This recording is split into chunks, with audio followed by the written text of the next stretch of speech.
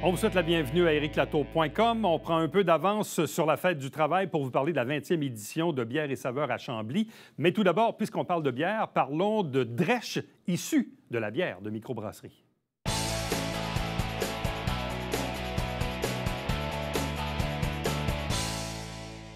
On les a déjà reçus à l'émission parce qu'ils faisaient partie de ce concours Défi Ose entreprendre. Une année à passer. Ce projet-là, d'ailleurs, s'est fait au cours des dernières années avec un processus, évidemment, certaines étapes à franchir. Je parle ici de surcycleur de Dresch issu de la bière. L'entreprise s'appelle Draska.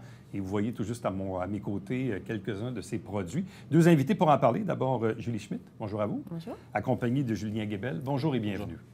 Bon, faisons d'abord un peu de pédagogie parce qu'on commence à entendre parler de Dresch issu de la bière. Donc, expliquez-nous tout d'abord quelle est la matière première. Alors, cette matière première, finalement, c'est le résidu de la bière. Donc, ce sont les céréales maltées. Ces céréales, en fait, sont bouillies. Ils vont extraire donc ce liquide-là qui va finalement être fermenté et donner de la bière. Et il y a un restant de céréales qui savent plus ou moins quoi en faire. Comme on a déjà dit auparavant, en général, ça sert à nourrir le bétail parce que c'est très riche en fibres, plein de prébiotiques, de fer. C'est vraiment un super aliment. Mais dans le fond, c'est compliqué. Mais en gros, généralement, pour faire de la bière, c'est de l'orge. La base, la céréale de base, c'est de l'orge.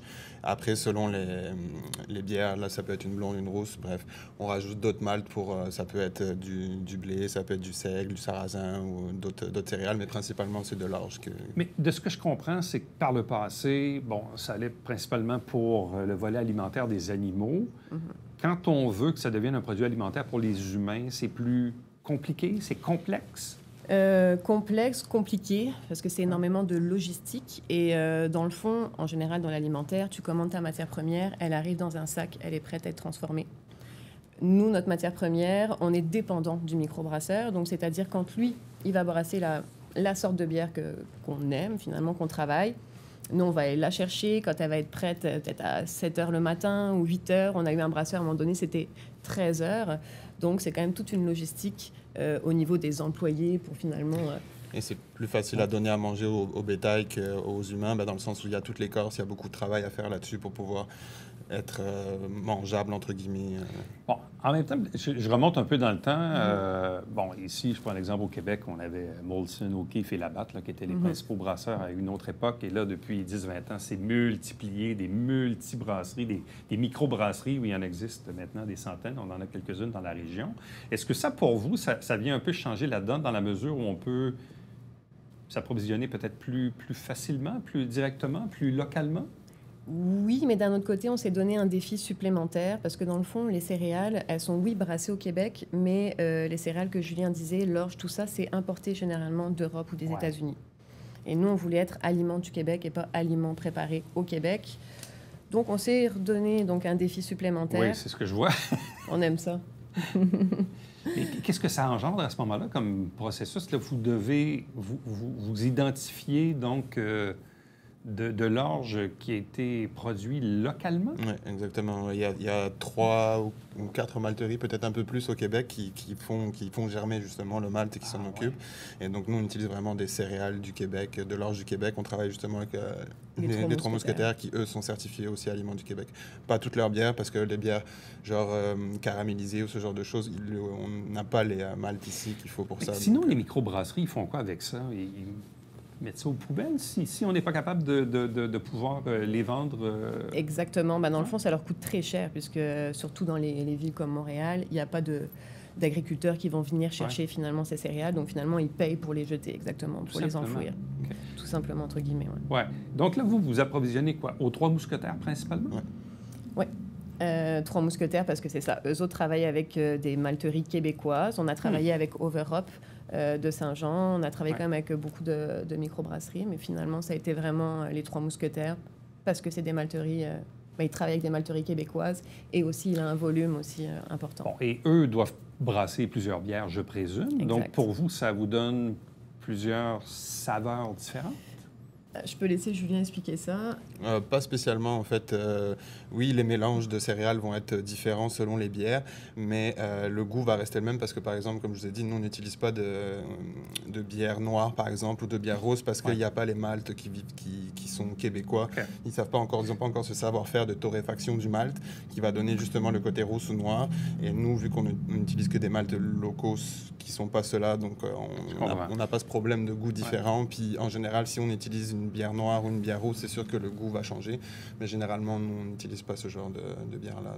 Qu'est-ce qui fait que vous vous êtes intéressé à la drèche? C'est sûr qu'on a une conscience très éco-responsable avec Julien dans notre consommation, dans tout ça. Et on a vu ce fameux déchet donc, qui n'était pas exploité, un déchet entre guillemets, parce que je dirais plus ce super aliment. Ouais. Donc on a décidé de le transformer. Mais comme on avait déjà expliqué auparavant, c'est vraiment l'idée de Julien. En fait, il connaissait quelqu'un en France qui faisait de la farine de drèche. Donc, c'est parti de là. Ouais. Ouais. Bon, c'est un processus quand même. Draska existe depuis quelques années déjà. Il y a eu la pandémie, bien sûr, mais ça reste quand même une entreprise en démarrage. Quoique là, vous avez passé maintenant une étape suivante. Là, vous avez développé plusieurs points de vente. Là. On est rendu à cette étape-là aujourd'hui. Vous en avez combien à ce jour? En fait, on est plus accessible parce qu'au début, on était vraiment dans les vracs, les petites épiceries, tout ça, alors que là, on essaye vraiment de donner accès à nos produits à tous. Donc maintenant, on est plus dans les GA, comme vous allez nous trouver dans tous les GA. Chez Gladu, Carrefour La Plante, chez Pasquier, vraiment pour donner à tout le monde la chance de trouver nos produits facilement, parce que dans le fond, on n'était pas assez accessible pour tout le monde. Il n'y a pas tout le monde qui va dans les petites épiceries, on était aux petites bonnes villes. Puis on est toujours dans les vracs, bien sûr, c'est quand même quelque chose d'important pour nous, mais on a essayé d'élargir vraiment... Bon, et parlons ultimement des produits qu'on arrive à faire à partir de cette drèche issue de la bière, maintenant qu'on connaît le passé et le processus. J'ai à mes côtés quelques-uns de ces produits. J'en prends un au hasard ici. Craquelin parmesan fait de malt revalorisé et locaux de chanvre. Donc, qu'est-ce que c'est? Alors, ce sont nos craquelins, donc faits avec ces fameux céréales maltées. Et avec Julien, étant donné que c'est issu de la bière, on voulait faire quelque chose qui ressemble à une croustille. Donc, on a vraiment fait donc, une chips avec les épices en surface. Pourquoi on n'a pas appelé ça une croustille? Parce que légalement, on n'a pas le droit, parce qu'on n'est pas une base de pommes de terre. Donc, on a vraiment laissé ça craquelin, mais ça ressemble vraiment à une chips, sauf que c'est pas frit. On utilise un petit ingrédient local vraiment pour faire adhérer nos épices. Et là, c'est vraiment un chanvre végétal, étant donné, en fait... on est allergique à plein de choses, personnellement. Moi, intolérante aussi dans la famille. Donc, on voulait créer un parmesan sans lactose et encore une fois aussi des produits sans OGM avec une farine de qualité pour aider à la digestion. Et aussi, bien sûr, nos craquelins contiennent 50% de moins de gluten. Donc, c'est vraiment un produit sain, local, sans OGM. On a vraiment...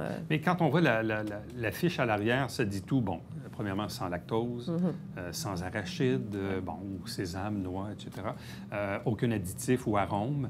Et je veux quand même lire les ingrédients parce que c'est intéressant, puis souvent par ordre d'importance. Donc, farine de blé dur roux, malt de brasseur surcyclé. Donc, on parle de ça. Graines de chanvre éclatées biologiques, levure nutritionnelle, huile de tournesol, sel de mer, sucre, poivre noir, ail. Bon, donc, on voit un peu le genre de produit. Bon, et là, les gens seront heureux de savoir que 6 craquelins égale 140 calories. Donc, ça aussi, c'est intéressant. En fait, c'est très nourrissant. 6 craquelins en protéines végétales équivaut à 2 avocats pour cette saveur-là. Donc, c'est vraiment c'est une collation que vous allez manger, mais vous allez être bien après ça. C'est nourrissant. C'est bon. Oui, parce que parfois, quand on mange des chips, sur le coup, c'est le fun. Quelques heures plus tard, on est un peu affaissé. Et on a encore faim. Et on a encore faim. Exact. Ouais. Alors que notre paquet vous passera à travers, mais vous ne mangerez pas un repas après. Disons que ça vous fera un repas. Là, vous avez combien de saveurs actuellement? 4. Donc, les 2 premières, barbecue et parmesan de chanvre, qui ressemblent vraiment à une croustille. Et de l'autre côté, donc, pavot caméline et sel et poivre, qui sont vraiment des craquelins. On s'est vraiment concentré sur ces 4 saveurs-là parce qu'à un moment donné, c'est ça notre enjeu, c'est qu'on manque de personnel. Et il faudrait qu'on arrive à un peu plus s'équiper pour pouvoir augmenter notre volume. C'est vraiment ça. On a de la demande, mais là, c'est ça. Et on manque de temps pour tout produire. Est-ce que c'est compliqué à faire? Oui. C'est pas compliqué, c'est long. Ouais. C'est long comme processus? C'est assez long comme processus. C'est pas compliqué, mais c'est long. Parce que dans le fond, on a la drèche à préparer, transformer, traiter, stabiliser. Et ensuite, on a nos craquelins à produire.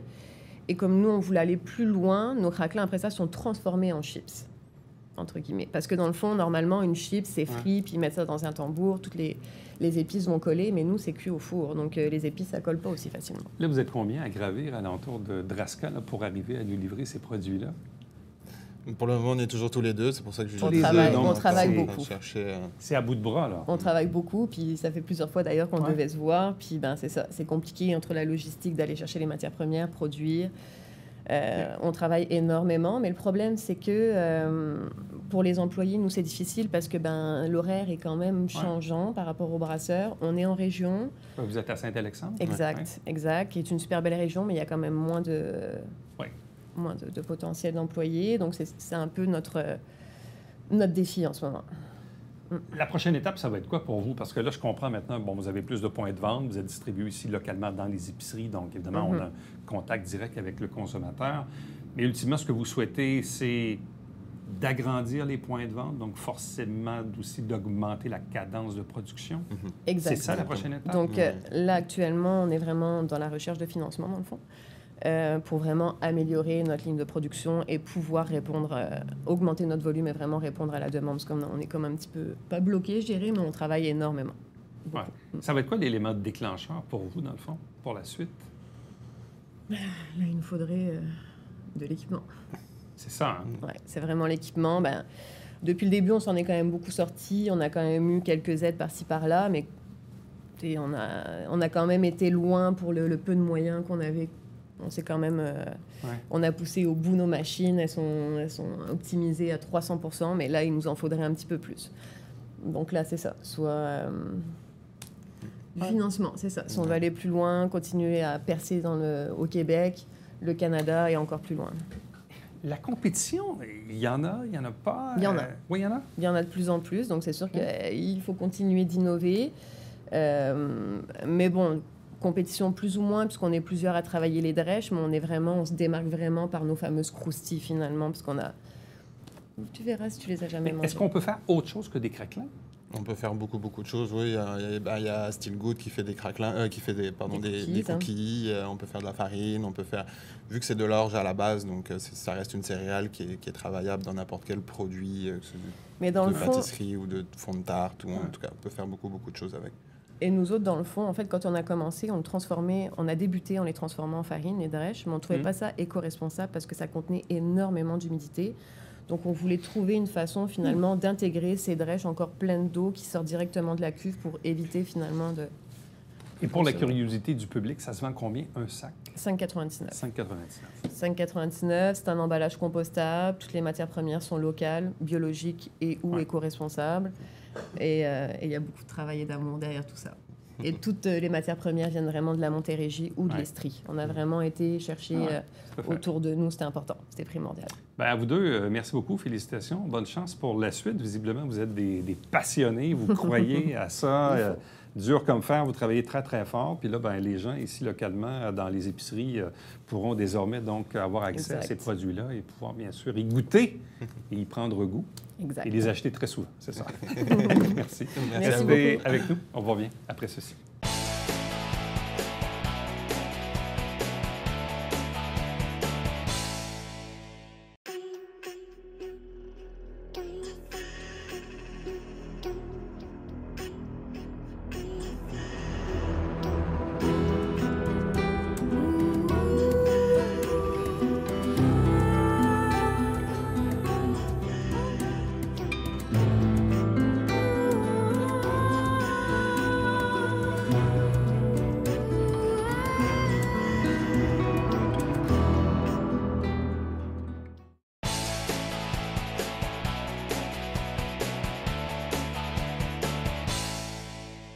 Il est peut-être un peu tôt pour en parler, mais en même temps, il faut planifier nos prochaines semaines, fin de semaine, vacances.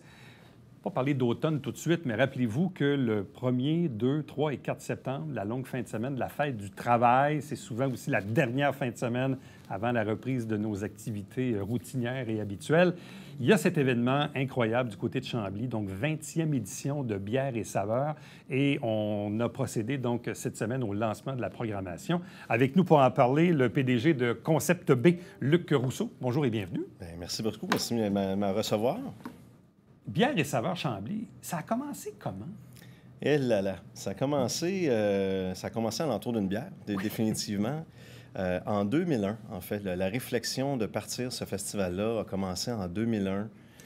Et donc, on a déposé à la ville de Chambly notre projet. On se rappellera qu'en 2001, le milieu des microbrasseries, on débute, hein, on avait Cheval Blanc, on avait Unibrou qui était là, ça débutait et on voyait vraiment une mode, quelque chose qui allait s'installer, puis on avait le goût de participer à cette effervescence-là des produits québécois. Et on a déposé notre projet, dans le fond, à la ville de Chambly en 2001 pour arriver à notre première édition en 2002. Là. Puis en 2002, on s'entend, là, on n'est pas... on est à des années-lumière, pardon, de qu'est-ce qu'on est aujourd'hui, là, mais ça tenait avec de la ficelle puis un petit peu de broche, là, mais on a fait quelque chose de vraiment bien. Est-ce qu'il y a eu des éditions marquantes? Je dis ça dans la mesure où, bon, les Anglais disent souvent un game changer, une espèce de truc à un moment donné, là, il y a comme une rampe de lancement, il se passe quelque chose, puis là, on est ailleurs, là, on grossit. À quel moment ça s'est passé dans l'histoire, ça, de je vous dirais, là, à partir de 2008-2010, dans ces 2 années-là, puis c'est pas nous qui avons fait ce changement-là, c'est nos artisans. Il s'est développé tellement de microbrasseries dès le départ. Ouais. Et en ce moment, là, juste à l'heure où on se parle, là, il y a 324 permis de microbrasserie au Québec. Là. Il y a un engouement, puis ça ne lâche pas, là, ça continue. Donc, il y a toujours un engouement. Donc, 2008-2010, c'est là qu'il y a eu quand même un bon boom. Là. Donc, là, c'était l'arrivée, les premières microbrasseries qui étaient là. Pour nous, ça a été vraiment... là, une gage d'amour, en fait, pour ces produits-là, qui a fait que, OK, on a tout notre sens. On se comprend, là, on a commencé en 2002, rendu en 2008, ça fait pas tellement d'années qu'on est en opération. On se pose toujours la question, année après année, où est-ce que ça s'en va, ce produit-là? Hein? C'était très nouveau. Et donc 2008-2010 a été vraiment pour nous l'assise de dire, OK, on a notre raison d'être, puis on continue, puis on va pousser, puis on va accompagner ces artisans-là dans le développement de cette industrie qui est vraiment extraordinaire. Quand un événement grossit, il y a d'autres questions qui arrivent en cours de route. Les infrastructures, la capacité, en même temps, le cœur de Chambly. C'est un endroit qui a beaucoup de stationnement. Donc, si on a plus de monde, il faut qu'on soit capable de les amener. Vous avez mis en place un système assez... C'est quasiment comme un système de transport en commun. Assez efficace. Très efficace. Je pense que ça vient de l'équipe interne. On a quand même 13 employés qui travaillent à temps plein. Puis c'est le parcours client qui est important pour nous. C'est de dire, OK, parfait, bon, on a un beau produit à faire déguster, à faire découvrir. Maintenant, comment qu'on amène 60 000 aujourd'hui, 60 000 visiteurs dans Chambly? Il n'y a pas de stationnement. Donc, on s'est assis avec des partenaires EXO, la ville de Chambly, naturellement, qui est un partenaire extraordinaire depuis le début. Puis on a travaillé un plan, que ce soit des stationnements, le stationnement incitatif, où est-ce que les gens peuvent se stationner. Ensuite de ça, donc les autobus qui peuvent faire des navettes, et ainsi de suite, pour essayer d'éviter les gens, on est quand même éco-responsables, éviter les gens de prendre leur voiture pour venir à l'événement. Ça en même temps le plaisir. Si tu t'en vas là pour déguster de la bière, idéalement, tu ne veux pas être emmerdé à savoir si tu vas être capable de reprendre ton auto en sortant. Donc, c'est sûr que c'est intelligent de planifier ses déplacements en conséquence, pour profiter, là. Oui, absolument. On a Tolérance Zéro qui est là aussi. Là. Donc, les festivaliers peuvent avoir accès à un transport pour les ramener si jamais ils ont décidé de prendre leur voiture, mais on prône beaucoup ça. Fait qu'on a travaillé très fort là, d'année en année à travailler ce fameux parcours client-là. Là. Bon, il y a la bière, bien évidemment, mais il y a la partie saveur aussi. Donc, à quel moment s'intègre l'autre volet, qui est peut-être le volet plus alimentaire, de dégustation? Comment on le développe, ça, pour que ça vienne s'imbriquer dans l'esprit de la bière? Je pense que ça a toujours été quelque chose qui a toujours suivi, hein, que ce soit, on parle de bière, ça peut être le vin, hein, on parle de vin, fromage, on parle, peu importe, quand on prend un verre, on dirait qu'on a toujours le goût d'avoir quelque chose sous la dent qui va bien accompagner. Fait que du début, il y a toujours eu un côté terroir, donc pas pour rien que ça s'appelait Bière et saveur depuis 2002, depuis qu'on a mis cet événement-là en place, parce que c'était de soi. Donc, ce côté-là, il y a des artisans aussi du terroir qui méritent d'être mis en lumière. Puis il y avait un beau mariage, je veux dire, bien, on consomme raisonnablement, mais on doit s'alimenter également, puis on découvre peut-être des produits, des petits producteurs du terroir qui nécessairement n'avaient pas de vitrine avant. Ce qui m'a toujours frappé aussi avec cet événement à Chambly, contrairement peut-être à d'autres où il y a le volet primaire, dans votre cas, vous, c'est la bière, les saveurs et tout ça, le côté divertissement, spectacle, il y en a, mais visiblement, la lumière n'est pas là-dessus. Non. Non, puis malgré, bon, en ce moment, hein, il y a un gros challenge, hein, vous l'avez entendu, le côté programmation coûte excessivement cher, il y a eu des articles qui ont sorti là. Mais nous, ça n'a jamais été ça parce que nous, notre artiste, c'est l'artisan, c'est la microbrasserie, c'est la cidrerie, parce qu'on parle de bière, mais on a quand même beaucoup de cidreries. On a aussi sommelier nordique qui va venir mettre en valeur les vins aussi québécois, parce qu'on a d'autres choses. Puis les gens veulent autre chose aussi, ils veulent avoir de la diversité. Donc c'est ça. Mais c'est pas un festival de bière et de spectacle. Non, vraiment pas. C'est de l'agrément pour nous. Puis en même temps, on fait des sondages. Hein. On fait des sondages quand même régulièrement, tous les ans. Et oui, c'est un élément que les gens apprécient, qu'il y ait de l'animation, qu'il y ait de la programmation. Mais c'est de là à dire que le festivalier, lui, voudrait avoir là, un spectacle de haut niveau. Non. Comment fait-on pour se renouveler? Puis là, dire, bon, on reprend, il faut préparer l'édition 2023, c'est la 20e, c'est un événement anniversaire, on a une formule qui va bien, 60 000 visiteurs annuellement. Qu'est-ce qu'on change ou qu'est-ce qu'on améliore? Ou... C'est vraiment la grande question. Puis, en fait, on a vraiment je pense qu'on a trouvé un peu le sweet spot. Bon, il y a eu la pandémie, naturellement, qui est venue jouer, qui nous a obligés à nous renouveler. Mais je vous dirais, quand je disais tantôt qu'il y a 324 microbrasseries, naturellement, on n'accueille pas 324 microbrasseries à bière et saveur. On en a quand même 72 microbrasseries sur 324 permis. C'est quand même un bon pourcentage. Et de là, la nouveauté. Cette année, on a 19 nouvelles microbrasseries qui se joignent à nous, parce qu'il y a une rotation, que ce soit pour autre chose. Il y a des microbrasseries qui décident de ne pas venir à Chambly, où ils font une rotation, manque de personnel, et ainsi de suite. Ils disent, bon, cette année, je n'irai pas à Chambly, je vais aller ailleurs, et ainsi de suite. Fait qu'on se renouvelle au niveau de l'offre brassicole comme ça. Puis après ça, c'est vraiment le sondage, comme je vous parlais tantôt, de qu'est-ce que vous aimeriez avoir. Les gens veulent de la nouveauté. Fait que donc, nous, quand on appelle nos exposants, nos microbrasseries, on leur demande qu'est-ce que vous faites de mieux ou qu'est-ce que vous allez avoir de mieux en septembre? Parce que là, on fait l'entrevue aujourd'hui, mais justement, l'événement est en septembre. Donc, qu'est-ce que vous pourriez planifier pour faire une belle découverte? Et on a énormément de microbrasseries qui font le lancement de nouvelles bières pendant notre événement, justement. Ils se servent de notre événement comme médium pour voir le pouls un peu. Écoute, je lance une nouvelle bière. As-tu bien sorti? Qu'est-ce que les gens ont pensé pour, après ça, la mettre en marché?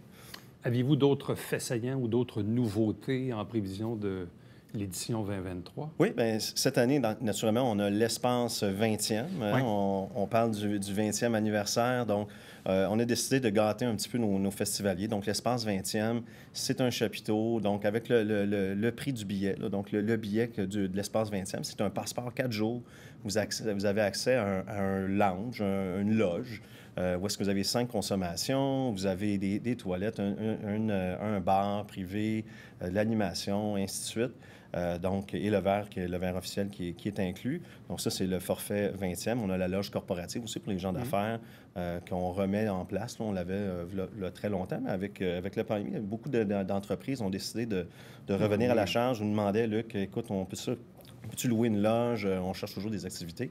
Fait que ça, c'est une nouveauté aussi. Puis tantôt, j'ai parlé de sommelier nordique. Ça aussi, c'est une nouveauté cette année, là, de mettre en lumière un petit peu plus les vins québécois. Bon, vous nous avez amené ici 2 produits. Je vais commencer par lui, parce que, évidemment, on en connaît les propriétaires. C'est la famille Lagagnère de Lagabière. Donc, salutations à Francis et Sébastien. Comme un bon vin. Tiens donc. Qu'est-ce que c'est? Tout est dans tout, comme on dit. Oui. Donc, comme un bon vin, on est sur une farmhouse américaine. Et pourquoi comme un bon vin? Oui, il y a le clin d'œil, naturellement, pour notre 20e édition, mais il y a 20 de mou de chardonnay. Donc, on est encore dans le festif. On s'est dit, on se garde, on fait un produit là, pour célébrer cette belle édition-là. Enfin, on est très fiers de ce produit-là, la Gabière qui nous accompagne toujours depuis un certain temps. Et l'autre produit ici? Le cidre officiel, quand tantôt je parlais, on a des cidreries aussi. On a quand même 9 cidreries cette année quand même à l'édition. Donc, c'est le verger Hemingford qui nous a fait ce cidre-là. On est sur un cidre sans sucre ajouté vraiment. Donc, on est dans le léger, on est dans le crisp, on est dans le festif. Très, très bon. Écoutez, on les a reçus aujourd'hui. Et je les ai goûtés aujourd'hui, je peux vous dire, sont très bien et sont complémentaires. Donc, un peut venir après l'autre. Ça, c'est intéressant. Le cidre aussi, c'est un produit qui mérite, disons, d'être... Absolument. D'être découvert davantage, je dirais, aujourd'hui. Là. Oui, absolument. Ouais. Tu sais, je pense qu'au Québec, premièrement, on fait de la pomme en quantité astronomique. Puis on fait des très, très bons cidres. On a été, pendant longtemps, quand même, le Bière Saveur était nommé comme étant le 2e ou le 3e festival de cidre au Québec. Puis on n'est pas un festival de cidre, comme quoi que le cidre a beaucoup sa place. On n'en parle pas assez. C'est un produit qui se boit bien. Il y en a qui ont des allergies, tout ça. Donc, le cidre peut se porter aussi à ces gens-là. En terminant, coût d'entrée, passeport, ça fonctionne comment? Donc, en ligne, donc depuis la pandémie, même l'an passé, notre première édition après la pandémie, on a passé vraiment 100% en ligne. Il n'y a aucun comptant sur place, je veux dire, pour rentrer. Donc, une fois sur le site, les exposants, très important à mentionner, quand vous pouvez payer comptant à tous les exposants, l'argent leur revient, c'est pas nous qui prenons cet argent-là. Mais pour l'admission, pour rentrer, on suggère vraiment d'aller sur la billetterie en ligne. On a le billet 1 jour, le passeport 4 jours ou l'espace 20e. Billet 1 jour est à 20 $. À partir de l'ouverture de la billetterie qui a lieu le 31 mai, il y a 20 de rabais pour le billet d'entrée. Le passeport, à combien? Il est à 40 $. Donc, passeport 4 jours, 40 $. Et l'espace 20e, c'est 80 $. Mais donc, ça inclut le passeport 4 jours. Luc Rousseau, merci beaucoup. Bonne 20e édition du 1er au 4 septembre. Merci beaucoup. Merci. Bon été. Bon été. Restez avec nous. On vous revient après ceci.